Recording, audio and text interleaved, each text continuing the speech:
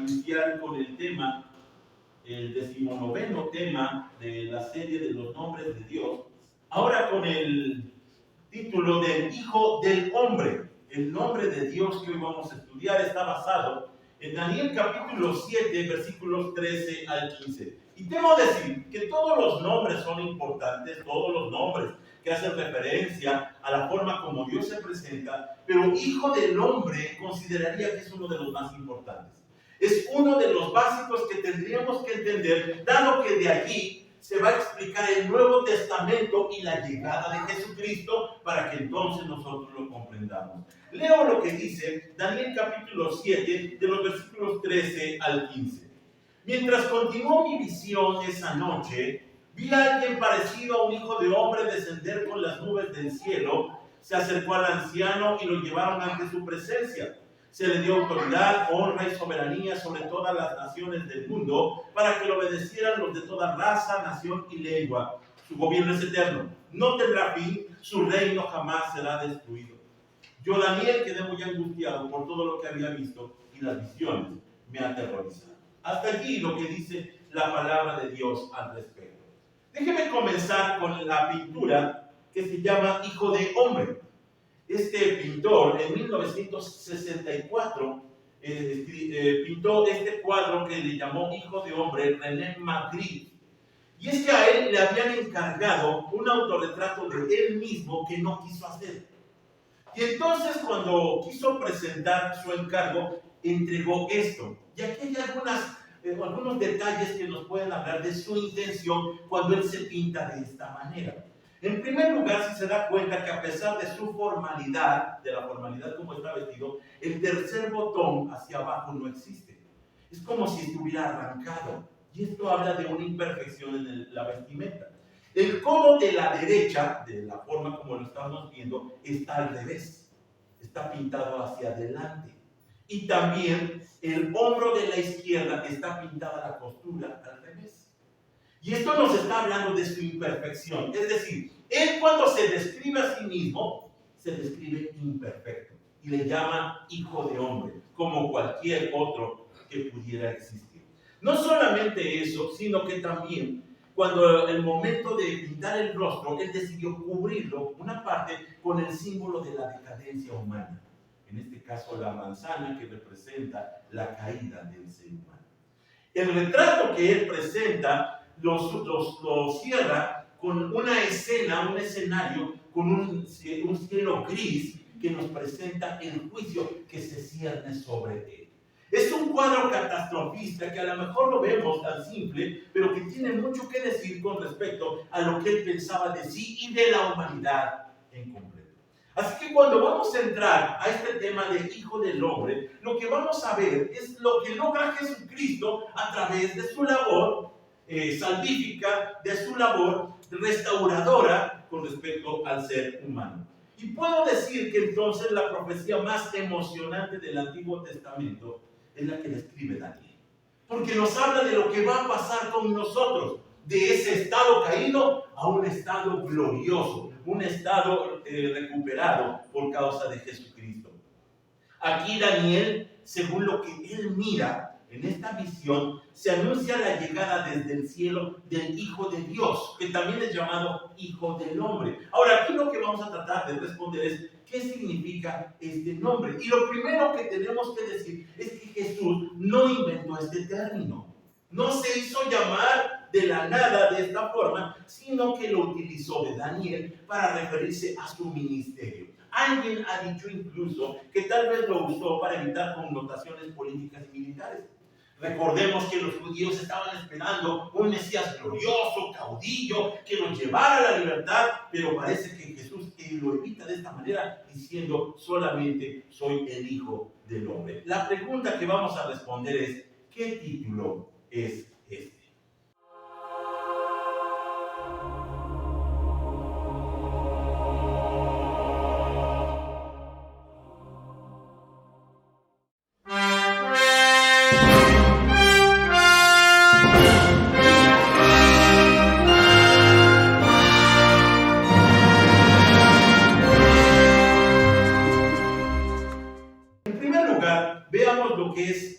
hombre nos presenta que es un título humano. No lo podemos evadir cuando habla de del Hijo del Hombre, hablamos de que es un título humano. Y voy a comenzar con lo que dijo R.C. Sproul con respecto a una controversia que existe comúnmente en el medio cristiano. Él dice que parece que hay una confusión con los títulos Hijo del Hombre e Hijo de Dios. Y algunos, cuando dicen que Jesús se presenta o como Hijo de Dios o como Hijo del Hombre, deducen que se está presentando como Dios y a la vez como hombre. Pero R.C. Sproul dice que no es así, sino que los dos títulos contienen información dual, es decir, lo presentan tanto como humano como divino, de las dos formas como puede ser así. Así que el Hijo del Hombre tenemos que señalar primeramente que no es una expresión de humildad. No se presente humildemente como cualquier hombre, porque contiene también información de su divinidad. Él también es Dios. Así que con esto, por ejemplo, cuando él fue cuestionado por sanar en sábado, ¿se acuerda usted? Tantas veces lo hizo. Él responde lo siguiente: pues el Hijo del Hombre es Señor incluso del día sábado. Ya vemos que el Hijo del Hombre no es un sinónimo de humildad. Es un sinónimo más bien de divinidad en ese momento. O en otro caso, por ejemplo, cuando le cuestionaron por perdonar pecados acerca de ese paralítico, recuerda usted que le llevaron, dice: así que les demostraré que el Hijo del Hombre tiene autoridad en la tierra para perdonar pecados. Entonces Jesús miró al paralítico y dijo: ponte de pie, toma tu camilla y vete a tu casa. Y es que la controversia había sido: ¿cómo puede perdonar este pecado? Jesús lo respondió simplemente: ¿qué es más fácil decir? ¿Te perdono tus pecados o levántate y vete? Para que vean que el Hijo del Hombre tiene autoridad. Y aquí vemos el término. Está, sin duda alguna, hablando de un término muy importante. Así que cuando muchos escépticos utilizan el argumento de que Jesús se refirió a sí mismo como Hijo de Hombre, ellos dicen que entonces quiere decir que no se refirió a sí mismo como Dios. Y por lo tanto, este término fue acuñado con el paso de los años, supuestamente por los seguidores de Jesús. Esto es una completa mentira, como vamos a ver en este caso. Ahora, ¿de dónde viene este título de Hijo del Hombre? Obviamente es una referencia al hebreo Ben Adam. Ya escucharon el título, Ben Adam. Ben, que significa hijo, y Adam, que significa hombre. Atención, Adán no es un nombre personal, no es un nombre propio. Ahora se utiliza como nombre propio, pero la traducción de Adán es hombre. Cuando nosotros encontremos a uno que se llame Adán, vamos a saber qué significa su nombre. Es hombre simplemente. Hijo de hombre, Ben Adán. Este título va a ser contrastado sobre todo en la profecía de Daniel 7, porque hay que recordar que cuando él comienza a ver la visión que está narrando, va a ver primeramente los reinos del mundo, según el desarrollo de su historia, que son presentados como bestias. Ahora, déjeme explicar esto según el contexto. El versículo 4, por ejemplo, la primera bestia dice: la primera bestia era como un león con alas de águila. Mientras yo observaba, le fueron arrancadas las alas y quedó de pie en el suelo sobre sus dos patas traseras, como un ser humano, y se le dio una mente humana. El reino de Babilonia está siendo mostrado de esta forma, como un león alado. En segundo lugar, nos presenta el reino de Media y de Persia, según el versículo 5. Luego vio una segunda bestia que se parecía a un oso. Se levantó sobre uno de sus costados y llevaba 3 costillas entre los dientes, y oí una voz que le decía: levántate, devora la carne de mucha gente. La característica principal del imperio que siguió a los babilonios, los medos y los persas, era el salvajismo. Eran tremendos, destruían, lastimaban, acababan con comunidades completas y son simbolizadas con el oso. En tercer lugar, se presenta ahora, según el versículo 6, el imperio de Grecia, con Alejandro Magno al frente. Dice: después apareció la tercera de estas extrañas bestias y se parecía a un leopardo. Tenía 4 alas de ave sobre la espalda y 4 cabezas. A esta bestia se le dio gran autoridad. Se le presenta como un leopardo porque es el animal más veloz que ellos conocen, y efectivamente, según la historia, lo que logró Alejandro Magno en poco tiempo fue que todo el mundo antiguo le perteneció rápidamente. Las alas simbolizan eso. Las 4 cabezas son los 4 reinos que se desprendieron por consecuencia. Y entonces vemos el contraste que termina, por cierto, con el versículo 7, en donde se presenta a Roma, la terrible Roma. Dice: luego en mi visión de esa noche vi a una cuarta bestia, aterradora, espantosa y muy fuerte. Devoraba y aplastaba a sus víctimas con enormes dientes de hierro y pisoteaba los restos bajo sus pies. Era diferente a las demás bestias y tenía 10 cuernos. Incluso ya ni siquiera es mostrada como un animal, sino dice que es llamada una bestia. Ahora, con ese contexto se presenta la visión del Hijo del Hombre. Vean el contraste. Llama a todos los reinos humanos de ese entonces bestias, animales, y lo contrasta con el Hijo del Hombre, el gobierno verdaderamente humano. Esto nos habla de una restauración próxima, porque había sucedido, según el huerto del Edén, que el humano perdió su humanidad, podríamos decir. El humano perdió esa figura que le daba autoridad para gobernar al mundo, y entonces ahora se habían convertido casi en animales. Se presenta el Hijo del Hombre con un contraste en donde el gobierno será verdaderamente humano. Y aquí entonces vemos las derivaciones.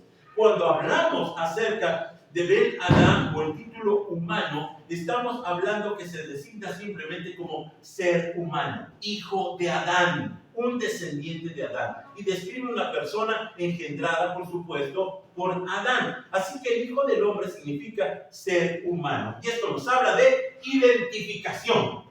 Es como nosotros, aunque sin pecado, pero es como nosotros. Ahora, el término es muy importante. Decía yo al inicio que temo que muchos nombres de Dios son muy estudiados, pero no Hijo del Hombre. Yo he tenido oportunidad de cotejar lo que yo estoy enseñando con lo que se enseña regularmente, y me he dado cuenta, entre otras cosas, que el título Ben Adán o Hijo de Hombre no se enseña. Y es un título sumamente importante. Tan importante que cuando menos 107 veces en el Antiguo Testamento se menciona. Estamos hablando de un título muy importante. 93 de ellas en Ezequiel, que es llamado el profeta del Nuevo Pacto, y en el Nuevo Testamento se menciona 82 veces. El Hoyus Towantrupou en los sinópticos aparece tan solo 66 veces, una vez en Hechos, cuando Esteban está dando su testimonio, y 3 veces en Apocalipsis. Ahora, con respecto a lo que habíamos dicho de la identidad dual que nos presenta la palabra de Dios, según lo que dijo R.C. Sproul, encontramos en 2 pasajes la claridad de que, aunque se refiere que es un humano, también contiene la divinidad. Por ejemplo, el capítulo 1, versículo 13 dice: y de pie en medio de los candelabros había alguien semejante al Hijo del Hombre. Vestía una túnica larga con una banda de oro que cruzaba el pecho. Allí ya está la descripción. Tanto es hombre, pero también es Dios. O por ejemplo, el capítulo 14, versículo 14.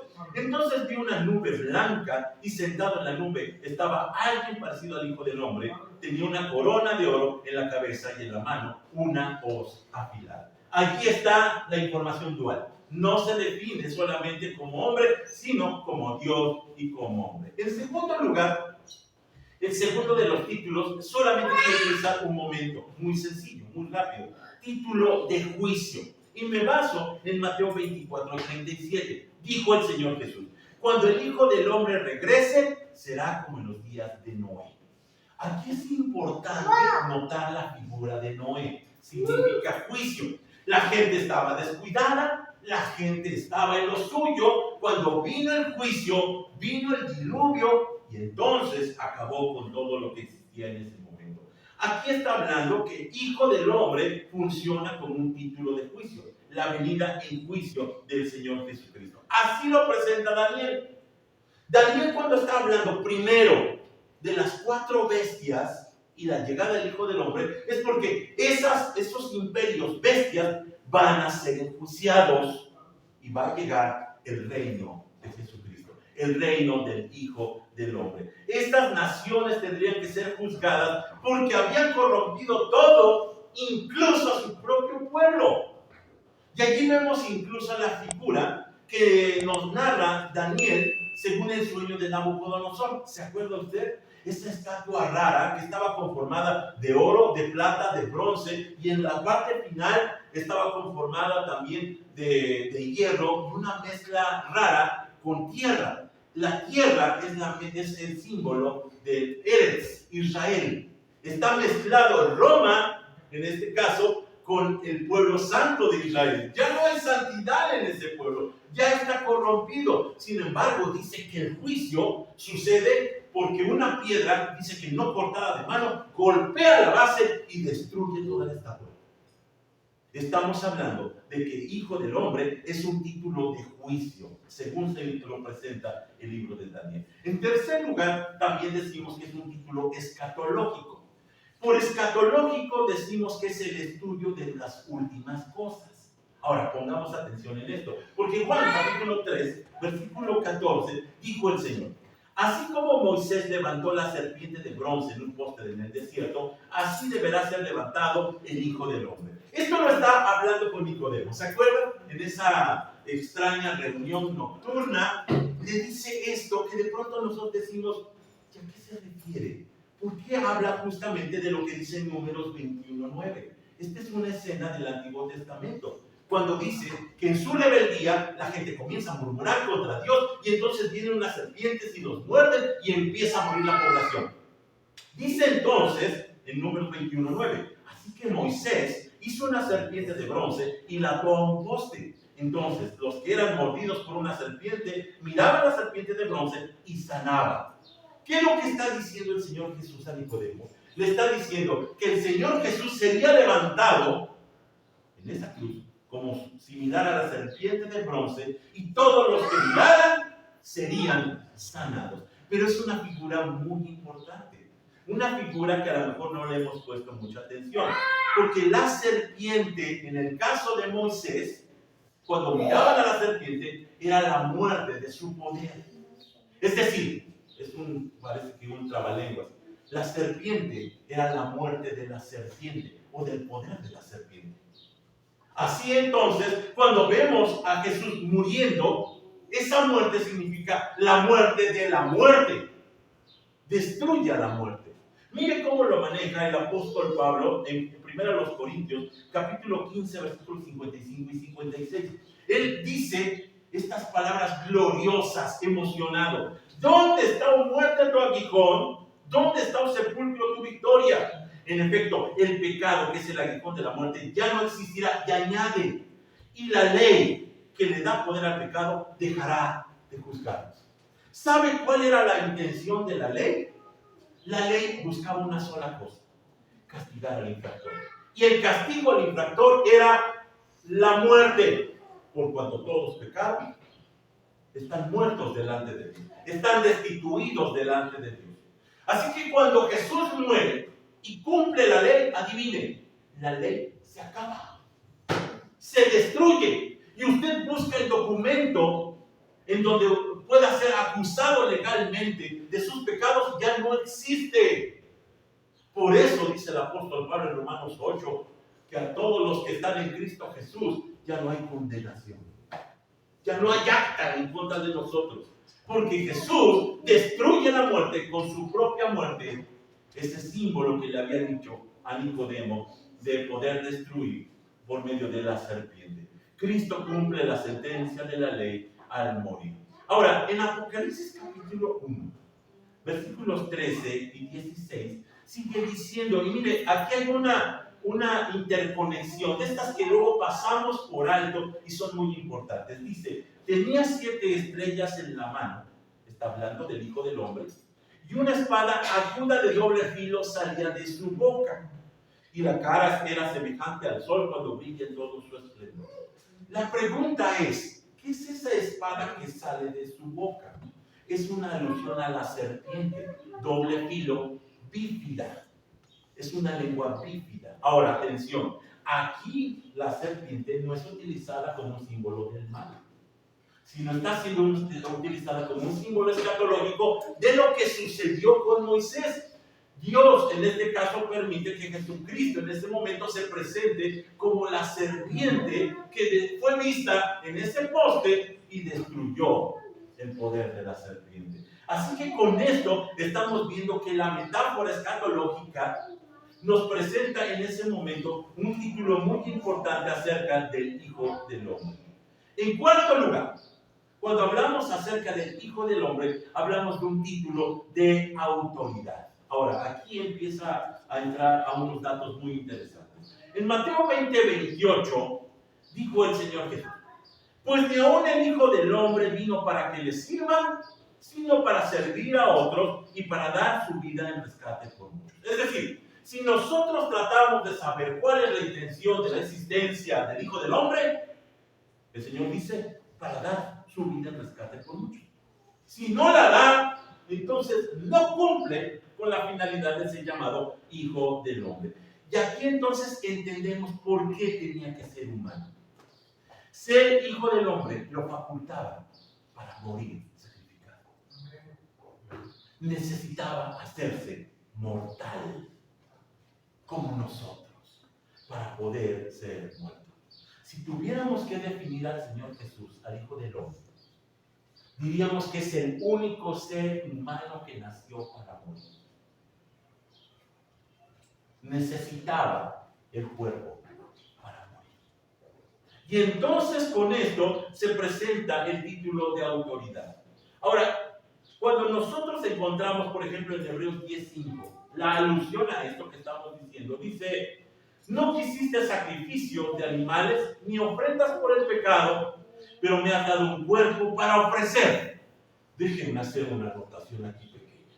Porque cuando estamos hablando de Hebreos 10:5, estamos haciendo alusión a la Septuaginta. Esta versión que existió 200 años antes de Cristo, que fue la transcripción del hebreo hacia el griego, encontramos que dice de esta manera: me has dado un cuerpo para ofrecer. Pero la versión masorética, que fue creada a partir del siglo I al siglo VI, suscribió lo siguiente: sacrificio, ofrenda no te agrada, has abierto mis oídos, según Salmo 46. Es un error. Le quitan sin duda alguna el propósito que quería decir de me has dado un cuerpo para ofrecer. Por esto es muy importante estar checando diferentes versiones, para que tengamos una información adecuada de cuál es la intención de la Escritura. Cristo necesitaba ser humano para poder morir sacrificado. ¿Un título de sacrificio? Sí, es un título de sacrificio que le da, sin embargo, autoridad. Déjenme mostrar esto.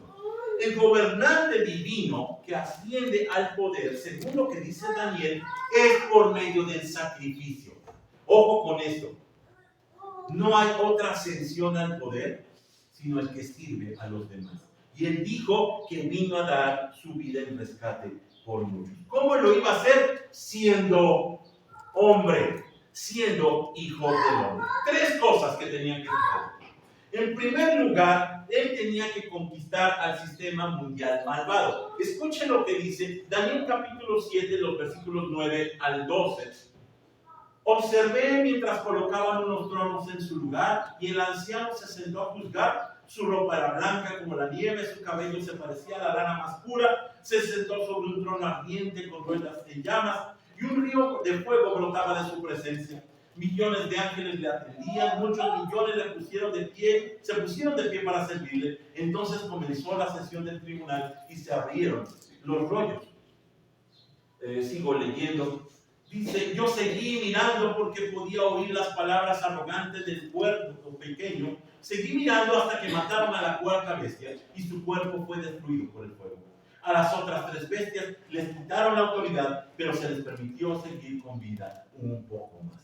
¿Qué es lo que está diciendo? Que las bestias que ya habían sido presentadas pierden su autoridad para ser entregada a la autoridad del Hijo del Hombre.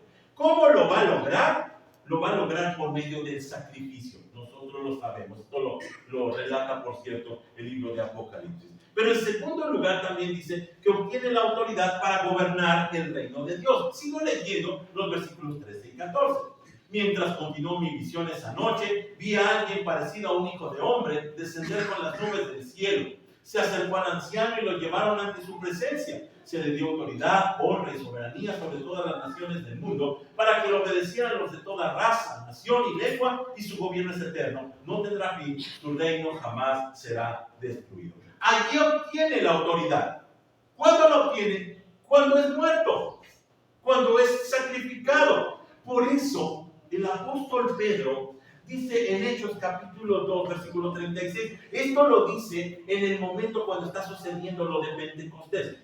Por lo tanto, que todos en Israel sepan sin lugar a dudas que a este Jesús, a quien ustedes crucificaron, Dios lo ha hecho tanto Señor como Mesías. Es decir, el sacrificio le dio el derecho a la autoridad. Él vino para dar su vida en rescate por muchos, pero la intención era obtener la autoridad plena de todas las cosas. Y no dice que esto va a suceder en el futuro. Pedro dice que ya sucedió. Hoy Jesucristo es Señor, completamente. No le falta nada para ser Señor. De tal manera que entonces obtiene esa autoridad por medio del sacrificio. Y en tercer lugar, habla de nosotros.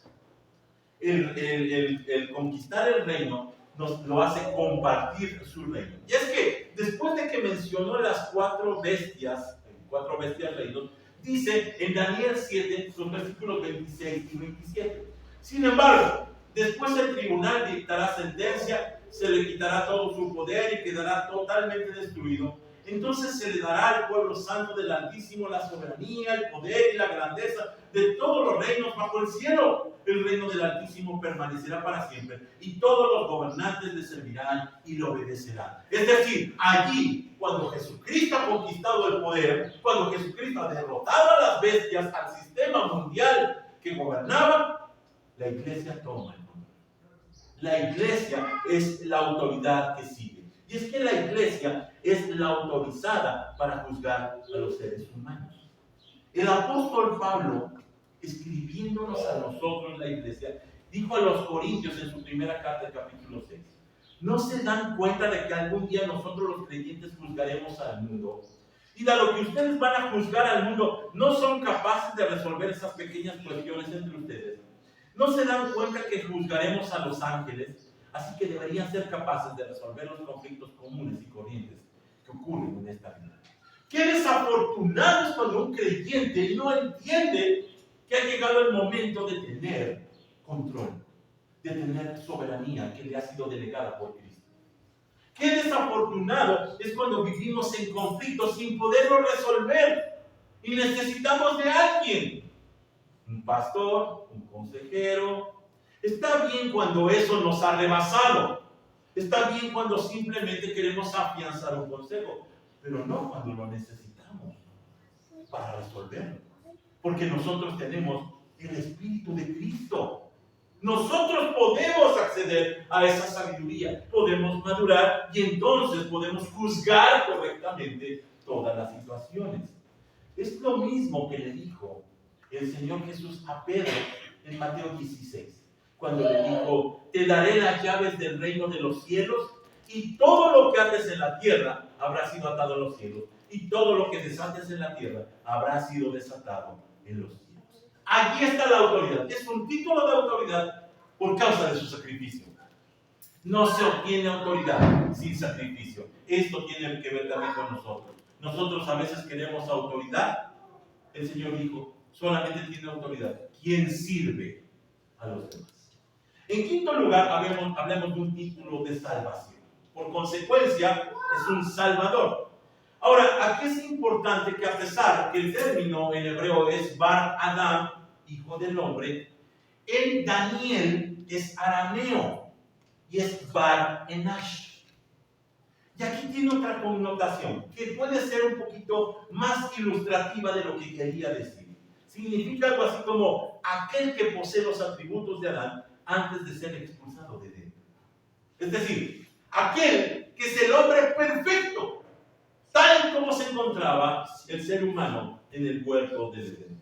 Por eso, el escritor de Hebreos, en el capítulo 4, versículo 15, dice lo siguiente: nuestro sumo sacerdote comprende nuestras debilidades, es humano, porque enfrentó todas y cada una de las pruebas que enfrentamos nosotros. Sin embargo, Él nunca pecó.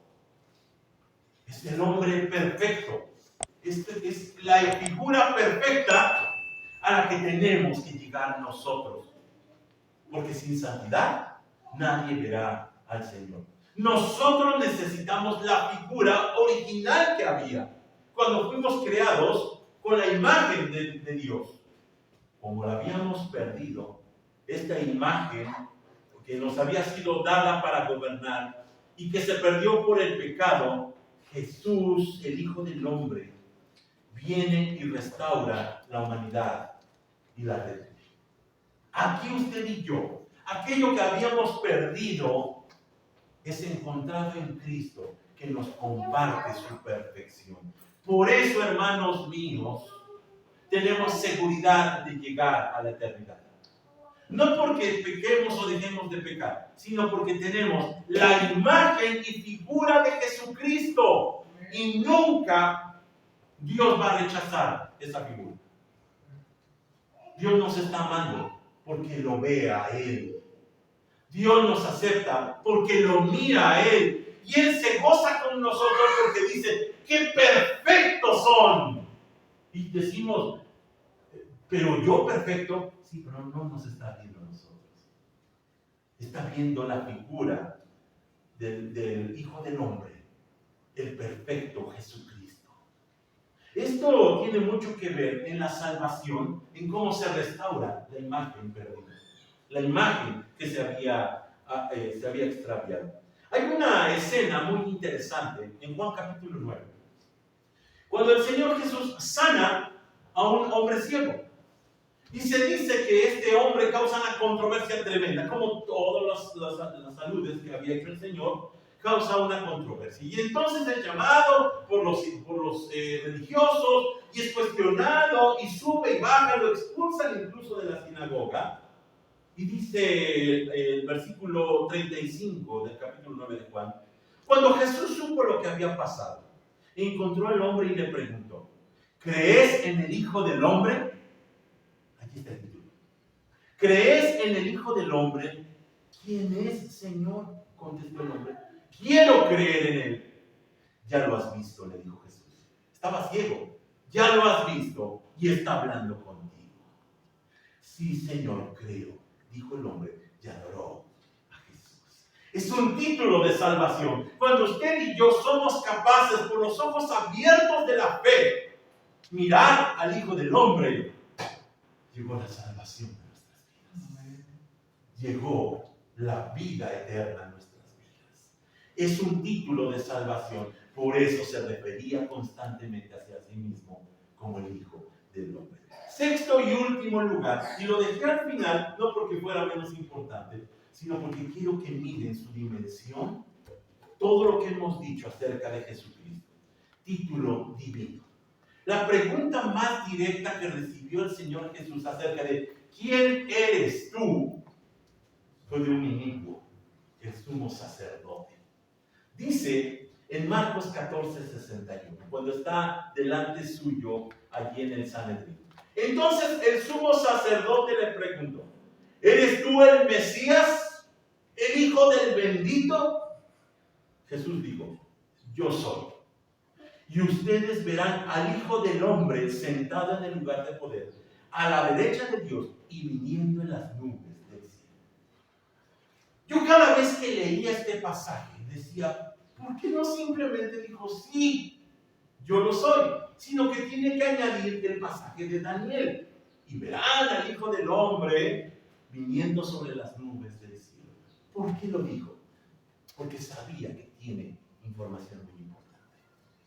Allí se va a definir que no solamente es un humano como lo veían en ese momento, sino que es Dios mismo. Y aquí la referencia a esa frase, las nubes del cielo, que por cierto se repite constantemente a lo largo de la Escritura. Y nosotros lo leemos y ni nos damos cuenta. Nosotros lo pasamos por alto y ni nos damos cuenta. La referencia, por supuesto, es a Daniel, pero ese detalle revela su divinidad. Déjeme presentarle algunos pasajes para mostrarlo. En primer lugar, el Salmo 104, versículos 1 al 3. Y está hablando directamente de Dios, cuando dice, oh Señor mi Dios, eres grandioso. te has vestido de honor y majestad, te has envuelto en un manto de luz, despliegas la cortina de estrellas de los cielos, colocas las vigas de tu hogar en las nubes de lluvia, haces de las nubes tu carro de guerra, cabalgas sobre las alas del viento. ¿Se fijó? Nubes. Dice que el Señor, su carro de guerra, son las nubes. Obviamente voy a aclarar que no son las nubes que nosotros vemos en nuestro firmamento. Es la nube Shekinah, la nube de la gloria de Dios. Una nube de brillo, de luz, también de sombra, de trueno. La nube que miraron los israelitas sobre el tabernáculo y después sobre el templo. La nube que miraron sobre el monte Sinaí que les causó pavor. Allí dice que está la presencia santa del Señor. En la nube. Otro pasaje es Éxodo 13, versículos 21 al 22. El Señor iba delante de ellos y los guiaba durante el día mediante una columna de nube y les daba luz durante la noche con una columna de fuego. Esto les permitía viajar de día y de noche. El Señor nunca quitó de su lugar delante de ellos la columna de nube ni la columna de fuego. Otra vez la alusión. ¿Por qué es importante? Porque no es un simple artículo para darles luz y para darles sombra. Es la presencia de Dios. Va delante de ellos, les va guiando. Hay un pasaje muy interesante en donde dice que cuando la columna de nube se quedaba sobre el tabernáculo, el pueblo no se movía. Pero cuando se levantaba, todos a levantar sus cosas porque era momento de seguir la columna de nube. Otro pasaje está en Levítico capítulo 16, versículo 2. El Señor le dijo a Moisés: advierta a tu hermano Aarón que no entre cuando quiera en el lugar santísimo que está detrás de la cortina interior. Si lo hace, morirá. Pues allí está la tapa del arca, el lugar de la expiación, y yo mismo estoy presente en la nube que está sobre la tapa de la expiación. Cuando los sacerdotes veían que el lugar se llenaba de nube, ¡pum!, a correr, a salir. Porque significaba que podían morir. La presencia de Dios estaba allí, en la nube. Ponga atención en eso. Otro pasaje es Hechos 1, capítulos 9 al 11. Nosotros lo conocemos. Dice: después de decir esto, Jesús fue levantado en una nube. Mientras ellos observaban, hasta que ya no pudieron verlo, mientras se esforzaban por verlo ascender al cielo, dos hombres vestidos con túnicas blancas de repente se pusieron en medio de ellos. Hombres de Galilea, les dijeron: ¿por qué están aquí parados mirando al cielo? Jesús fue tomado de entre ustedes y llevado al cielo, pero un día volverá del cielo de la misma manera que lo vieron irse. La pregunta es: ¿cómo volverá? Aquí los teólogos se equivocan cuando dicen, pues físicamente. No, en la nube. La nube de su presencia, de su gloria, es su lugar santo. Propiamente el Señor, cuando se eleva, regresa a donde pertenece. Vuelve a tomar sus atributos completos de Dios. Por último, 1 Tesalonicenses 4:17, cuando dice: luego, junto con ellos nosotros, los que aún sigamos vivos sobre la tierra, seremos arrebatados en las nubes para encontrarnos con el Señor en el aire. Entonces estaremos con el Señor para siempre. No está hablando necesariamente de subir a la estratosfera. Y si usted tiene, como yo, pavor a las alturas, va a haber un problema. Está hablando de entrar a la presencia de Dios. Algo que nunca se había dado a nadie.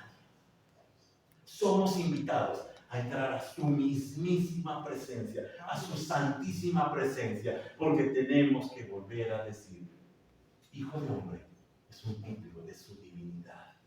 Jesús es Dios, completamente. De tal manera que cuando nosotros vemos el título del Hijo del Hombre, ahora entendemos por qué el Señor lo utilizó tan asiduamente. Concluyo con lo siguiente. Quiero concluir diciendo primeramente que el Hijo del Hombre, este título describe el plan de redención de los hijos. Por eso es tan importante. Es el título que más deberíamos estudiar, que tiene que decirnos, que tiene que enseñarnos qué esperanza me da a mí hoy, cuando necesito la salvación de Jesús. Pero déjenme referir nuevamente a la imagen que originalmente con la que comencé este estudio. Aquella donde René Magritte se presentó como imperfecto. Ya lo dijimos, con el botón que no existe, el tercer botón, el codo volteado, la parte de arriba de su saco volteado y con la cara tapada por la imagen de la caída. Esta imagen que René Magritte hizo de sí mismo en este autorretrato fue destruida por Jesucristo. La imagen de la imperfección en el creyente ya no existe. Ahora somos perfectos delante de Dios. Y no por lo que nosotros hayamos hecho, sino por lo que el Hijo del Hombre hizo por nosotros. Padre, te agradecemos por tu palabra, te pedimos que te manifiestes según tú hayas dispuesto de aquí en adelante, llevándonos a la fe y la confianza, Señor, de que nosotros ahora somos llamados tus hijos por causa del Hijo del Hombre que dio su vida por nosotros. Porque ahora nosotros tenemos tu imagen, la imagen que no es rechazada en tu presencia y en tu gloria. Gracias te damos, Señor, porque este glorioso título que muchas veces ni entendemos habla tan perfectamente de ti, que a nosotros nos emociona y nos hace mirar, Señor, todo el tamaño de tu obra redentora para nosotros. Gracias te damos por tu palabra. Gracias te damos, Señor, por tu llamado. Gracias te damos por la vida eterna. Gracias te damos por este título maravilloso de los nombres de Dios. Te bendecimos por aquel que se hizo hombre y murió por nosotros. Te bendecimos porque Él mismo es Dios entre nosotros. Gracias te damos, Señor, por este tiempo. Nos ponemos en tus manos en el nombre de Jesús. Amén.